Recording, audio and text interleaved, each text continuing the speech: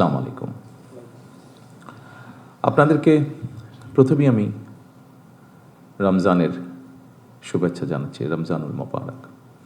আমি আশা করি আপনারা নিশ্চয়ই সকলেই কম বেশি সুস্থ আছেন, ভালো আছেন। সম্মানিত সকল উপস্থিতিবৃন্দ, আজকের আমাদের এই মিটিংটি আমার কাছে অত্যন্ত গুরুত্বপূর্ণ। এই জন্য গুরুত্বপূর্ণ যে আগামী বাংলাদেশের আইন বা সংবিধান অনুযায়ী আগামী 5 বছর আমরা অনেকেই একসাথে কাজ করব।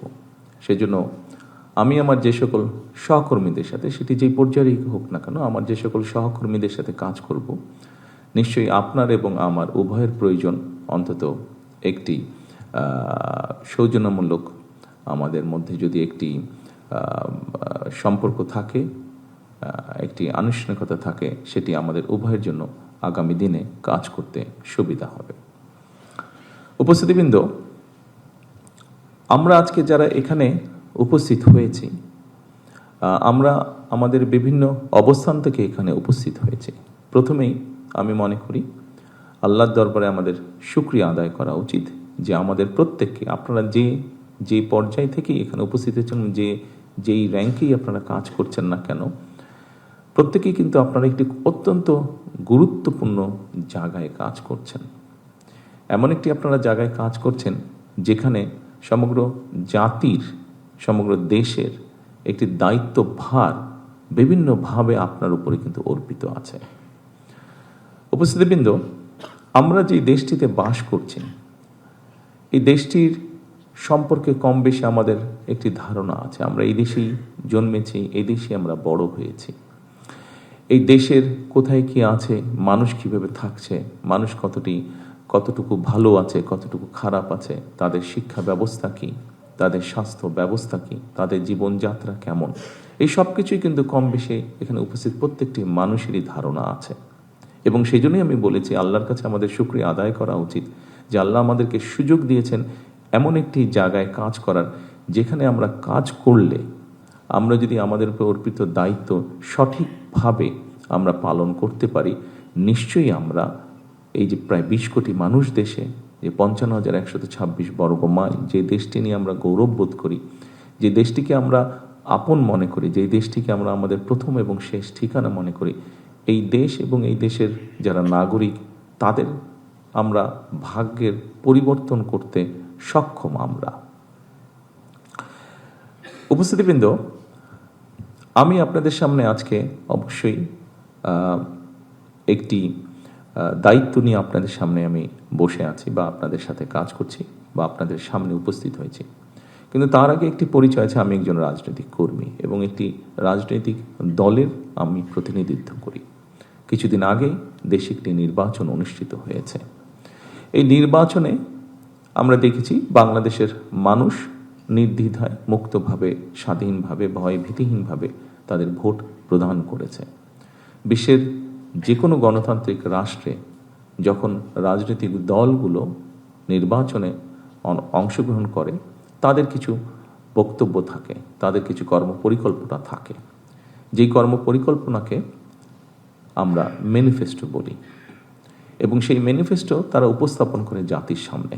এবং যখন একটি গণতান্ত্রিক ব্যবস্থার মাধ্যমে একটি রাজনৈতিক দল নির্বাচিত হয়, খুব স্বাভাবিকভাবেই আমাদেরকে ধরে নিতে হয় যে ম্যানিফেস্টো তারা জাতির সামনে উপস্থাপন করেছিল, সেই ম্যানিফেস্টোর পক্ষে বাংলাদেশের মানুষ রায় প্রদান করেছে এবং সেজন্যই সেই দলটি নির্বাচনে জয়লাভ করেছে।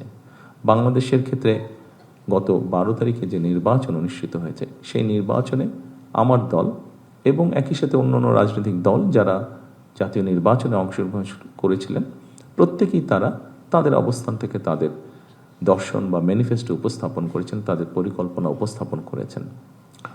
ভোটের রেজাল্ট কি হয়েছে আপনারা দেখেছেন। বাংলাদেশের মানুষ, সেই হিসাবে আমরা ধরে নিতে পারি বাংলাদেশের মানুষ, ভোটের হিসাব যদি আমরা করি, বাংলাদেশের মানুষ বাংলাদেশ জাতীয়তাবাদী দলের ম্যানিফেস্টোকে সমর্থন দিয়েছে বা সেটির পক্ষে রায় দিয়েছে।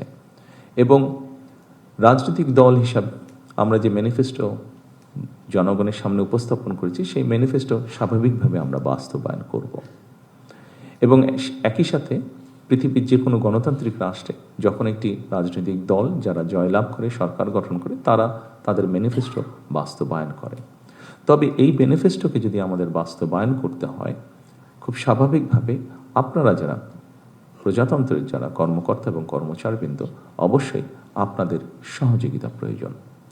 উপস্থিতিবৃন্দ, আমরা যে ম্যানিফেস্টো দিয়েছি, অবশ্যই আমার ধারণা আপনারা কম বেশি সকলেই সেই ম্যানিফেস্টো দেখেছেন। সেই ম্যানিফেস্টোতে অনেক বিষয়ের মধ্যে আমরা উল্লেখ করেছি কি আমরা করতে চাই বাংলাদেশের মানুষের স্বাস্থ্য ব্যবস্থা নিয়ে। সেই ম্যানিফেস্টোর মধ্যে আমরা উল্লেখ করেছি এই দেশের সন্তানদের শিক্ষা ব্যবস্থাকে আমরা কিভাবে গড়ে তুলতে চাই। সেই ম্যানিফেস্টোর মধ্যে আমরা উল্লেখ করেছি এই দেশের সন্তান সহ এই দেশের মানুষের তরুণ সমাজের ক্রীড়া ব্যবস্থা আমরা কিভাবে গড়ে তুলতে চাই।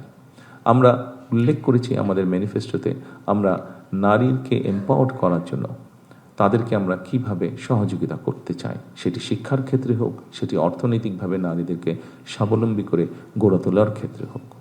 উপস্থিতিবৃন্দ, আমরা খুব পরিষ্কারভাবে সুন্দরভাবে উল্লেখ করেছি, ভাগ করে আমরা ডিপার্টমেন্ট ভাগ করে আমরা উল্লেখ করেছি যে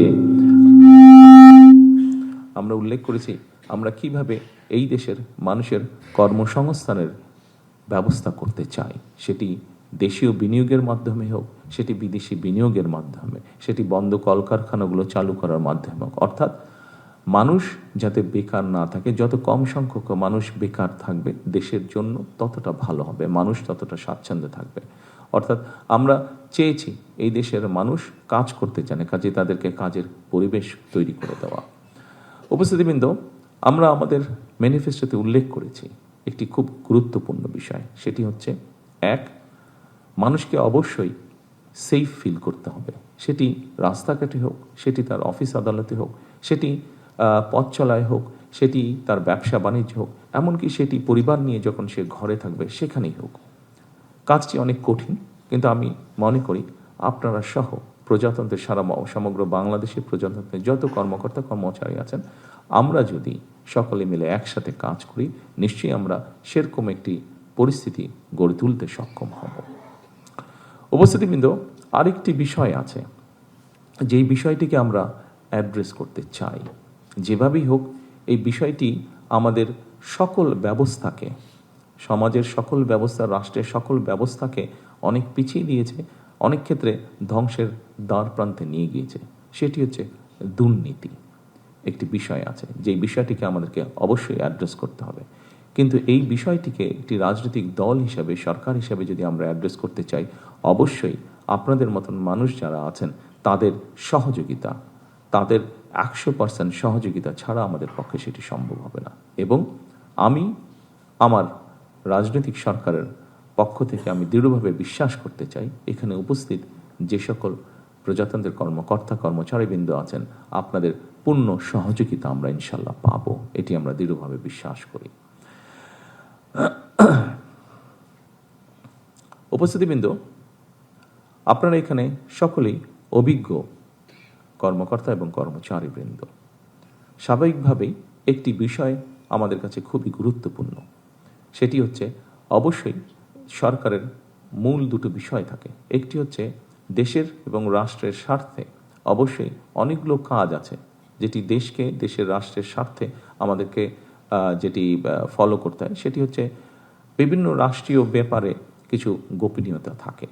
আমরা প্রত্যাশা করব আজকে যেহেতু এটি এমন একটি যুগে এসে দাঁড়িয়েছি, আমরা বিভিন্ন সময় মিডিয়া বলুন, সোশ্যাল মিডিয়াতে বলুন, এরকম অনেক কথা চলে আসে এবং অনেক খবর চলে আসে যেগুলোর মধ্যে অনেকগুলোই মিসইনফরমেশন বা ডিসইনফরমেশন হয়ে থাকে, যা রাষ্ট্র এবং জাতির জন্য অনেক সময় ক্ষতিকারক হয়ে দেখা দেয়। ইনিশিয়ালি মনে হতে পারে যে এটি বোধহয় খুব পপুলার একটি কথা, কিন্তু ইন দ্য লং রানে এই বিষয়টি ক্ষতিকারক হয়ে দাঁড়ায় দেশের জন্য, দেশের মানুষের জন্য তথা রাষ্ট্রের জন্য। আপনাদের সকল কাছে আমার অনুরোধ থাকবে যে অবশ্যই আপনার স্ব অবস্থান থেকে যেখানে গোপনীয়তার বিষয় থাকবে সেখানে দয়া করে আপনারা রাষ্ট্রের স্বার্থে, জনগণের স্বার্থে গোপনীয়তা রক্ষা করবেন, যাতে করে দেশ, রাষ্ট্র কোনো বিব্রতকর অথবা এমন কোনো অবস্থায় না পড়ে যেখানে রাষ্ট্র ক্ষতিগ্রস্ত হতে পারে, দেশের মানুষ ক্ষতিগ্রস্ত হতে পারে। আরেকটি অত্যন্ত গুরুত্বপূর্ণ বিষয় উপস্থিতিবৃন্দ, সেটি হচ্ছে এখানে আজকে যারা আপনারা ঘরে উপস্থিত আছেন, আপনারা এখানে বেসামরিক, সামরিক সব ধরনের মানুষ আপনার উপস্থিতি আছেন। আমাদেরকে অবশ্যই, আমরা যদি দেশকে গড়ে তুলতে চাই, জনগণকে গড়ে তুলতে, সামনের দিকে এগিয়ে নিতে চাই ডিসিপ্লিনভাবে, তাহলে অবশ্যই আমাদের যেই যে ডিপার্টমেন্ট আছে, সেটি সামরিক হোক, সেটি বেসামরিক হোক, প্রত্যেকটি ডিপার্টমেন্টের ডিসিপ্লিনের কিছু রুলস এবং রেগুলেশন আছে।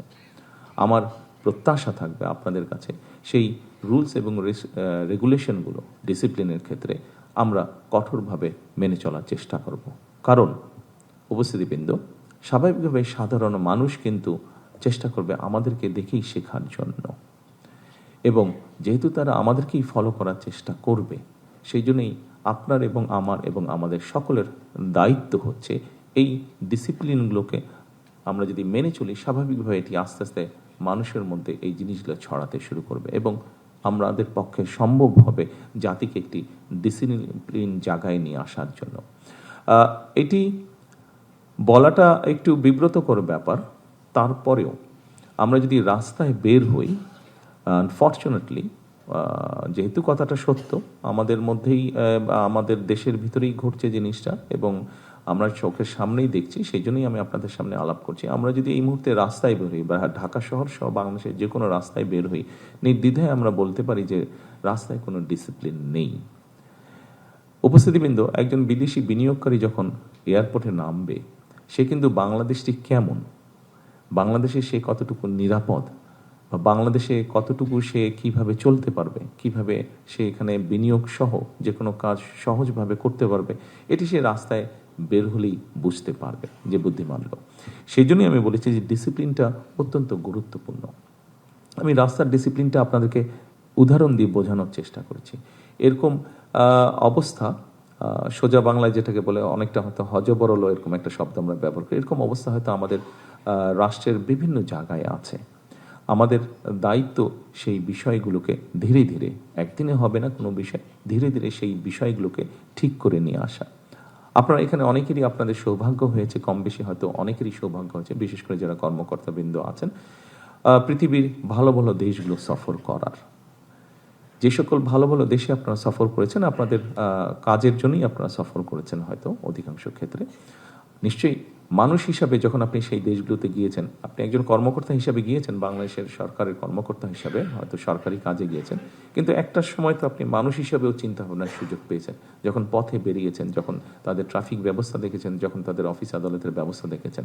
নিশ্চয়ই আপনার মনের মধ্যে একজন বাংলাদেশি হিসাবে, একজন মানুষ হিসাবে, একজন নাগরিক, দেশের নাগরিক হিসাবে আপনার মনের মধ্যে হঠাৎ করে একটি কথা এসছে যে হ্যাঁ, এদের দেশটা এত সুন্দর, আমার দেশটা কেন এরকম, এটি আসতে বাধ্য আপনার মনের মধ্যে।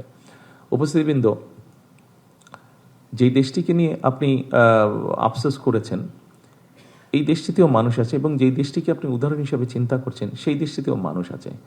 সেই দেশটির মানুষই সেই দেশটিকে গড়ে তুলেছে সুন্দরভাবে। তারা যদি পারে, তাহলে আমরা কেন পারবো না? হয়তো সময় লাগতে পারে, কিন্তু আমি দৃঢ়ভাবে বিশ্বাস করি আমরা সকলে মিলে যদি আমরা চেষ্টা করি, আপনাদের মতন মানুষগুলো যদি সহযোগিতা করে একটি রাজনৈতিক দলকে, একটি রাজনৈতিক সরকারকে, আমি দৃঢ়ভাবে বিশ্বাসী আমরা অনেকটুকু ডিফারেন্স তৈরি করতে সক্ষম হব ইনশাআল্লাহ। সম্মানিত উপস্থিতিবৃন্দ, বাংলাদেশের মানুষ অনেক প্রত্যাশা নিয়ে বর্তমান সরকারের দিকে তাকিয়ে আছে। বাংলাদেশের মানুষ বর্তমান সরকারের কাছে অনেক প্রত্যাশা, আশা, আকাঙ্ক্ষা তারা রাখছে। এটি আপনারা দেশের নাগরিক হিসাবে, আপনারা এই সমাজের অংশ হিসাবে, এটি স্বাভাবিকভাবে আপনাদেরও ধারণা আছে। কিন্তু যে সরকারের কাছে প্রত্যাশা রাখছে বাংলাদেশের মানুষ, আপনারাও কিন্তু সেই সরকারেরই একটি অংশ, এবং সরকার ভালো চলবে তখনই যখন আপনারা সরকারকে সহযোগিতা করবেন। সরকার যদি ভালো করতে না পারে, স্বাভাবিকভাবে সেটির অংশীদার আমি, আপনি, আমরা সকলেই সেটির অংশীদার হব। এবং রাষ্ট্র যদি ভালো না চলে, সরকার যদি ভালো না চলে, কেউ কেউ হয়তো আমরা ভাবতে পারি যে আমি তো একটা বেটার পজিশনে আছি, আমি তো সেভাবে ক্ষতিগ্রস্ত হব না। ঠিক আছে, আমি হলাম না, কিন্তু আমার পরিবারের বা আমার আত্মীয় স্বজন কেউ না কেউ তো ক্ষতিগ্রস্ত নিশ্চয়ই হচ্ছে, কেউ না কেউ তো কষ্ট নিশ্চয়ই পাচ্ছে। সেই জন্যই আমি প্রথমেই বলেছিলাম উপস্থিতিবৃন্দ যে আমাদের প্রত্যেকের আল্লাহর কাছে শুকরিয়া আদায় করা উচিত যে আল্লাহ আমাদেরকে একটা সুযোগ দিয়েছেন। আমাদেরকে আল্লাহ সেই পরিস্থিতি বা সুযোগ দিয়েছেন যেখানে আমরা যদি অবস্থান থেকে সচেতন হই, অবস্থান থেকে যদি আমরা কাজ করি, অবশ্যই আমরা একটা অবদান রাখতে পারবো এই দেশ গঠনের, এই সমাজ গঠনের, এই রাষ্ট্র গঠনের। আজকের এই মত বিনিময় অনুষ্ঠানে আমি আপনাদের সকলের কাছে, আপনাদের একজন সহকর্মী হিসাবে আপনাদের সকলের কাছে সেই প্রত্যাশাই করব যে আসুন আমরা সকলে সেই রাষ্ট্রটিকে গড়ে তোলার চেষ্টা করি, দেশের মধ্যে সেই পরিস্থিতিটা তৈরি করার আমরা চেষ্টা করি সকলে মিলে, যেই পরিস্থিতিতে মানুষ স্বস্তি বোধ করবে। আমরা সেই রাষ্ট্রটিকে গড়ে তোলার চেষ্টা করি যেই রাষ্ট্রটিকে ঘিরে বাংলাদেশের মানুষ আশার আলো দেখতে পাবে, যেখানে এগিয়ে যাওয়ার স্পৃহা, সাহস, উদ্দীপনা মানুষ পাবে। সকল উপস্থিতি, সকল সহকর্মীবৃন্দ, আমার মনে হয় আমি যতটুকু বলতে চেয়েছি আপনাদের কাছে, আমি যতটুকু বোঝাতে চেয়েছি আপনাদের কাছে, আমি যতটুকু সহযোগিতা চেয়েছি আপনাদের কাছে, আগামী যে দিনগুলো আমাদের সামনে আসবে, আমি দৃঢ়ভাবে আশাবাদী আপনাদের সকল রকম ইনশাল্লাহ সহযোগিতা আমি আপনাদের কাছে পাবো। আমার সরকার আপনাদের সকলের কাছে সহযোগিতা পাবে। আসুন আমরা সকলে যে যাবার অবস্থান থেকে আমরা কাজ করি, আমাদের এই দেশটিকে একটু হলেও যাতে আমরা পরিবর্তন করতে পারি ভালোর দিকে। সকল উপস্থিতিবৃন্দ, আপনাদের আবারও সকলকে আমি আন্তরিক ধন্যবাদ এবং শুভেচ্ছা জানাচ্ছি আজকের এই মত বিনিময় সভায় উপস্থিত হওয়ার জন্য। সকলে ইনশাল্লাহ সুস্থ থাকবেন, সকলে ইনশাল্লাহ ভালো থাকবেন। আসসালামু আলাইকুম।